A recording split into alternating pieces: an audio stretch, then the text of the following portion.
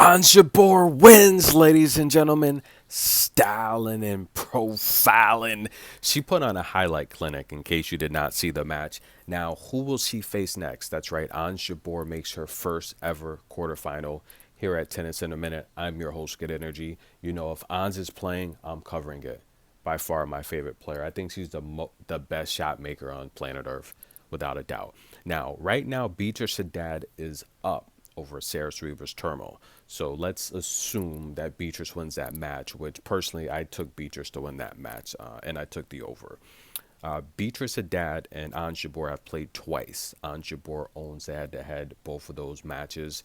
Last time they played at Stuttgart, I gave you a free prediction. I told you to take Ons Jabeur to win that match. She won it 6-3, 6-love. That's right. She dished out a bagel to Beatrice Haddad. Now, Beatrice Haddad has a left cannon. She's a really good baseliner.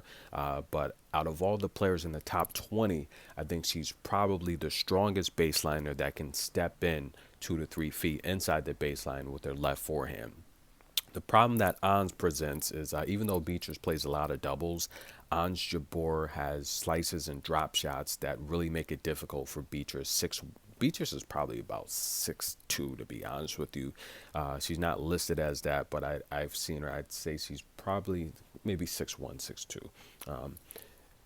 It's tall. She's tall. It's tough for her to cover that baseline because although she's athletic and strong, I don't think she's definitely not as athletic as Ons Jabeur hitting those types of defensive shots. So that's why you saw the bagel there in the second set. So Beatrice Haddad, she would much rather baseline. If you get her on the move, she hits right around mid-court is where she starts to hit wide. I've watched many of her matches, and that's what Ons Jabeur is going to do.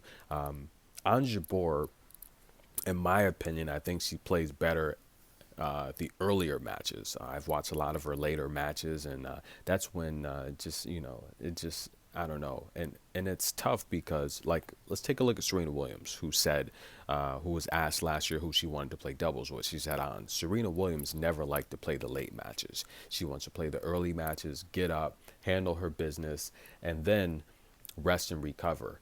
She always thought that playing late makes it really tough for her to recover. So tennis players, listen to the great Queen Serena. She likes the early matches so she can recover and be ready to go for the next day. Watching Ons play in a lot of the late matches, I mean, take a look at the Australian Open. Take a look at what happened with Tamara Zedinsek, Marketa Vondrousova. So, and look at a couple days ago. She was pretty darn ill. She had to come back, and that was a miraculous comeback against Olga. But this here, the first match of the day, styling and profiling, she looked good. She wasn't feeling sick.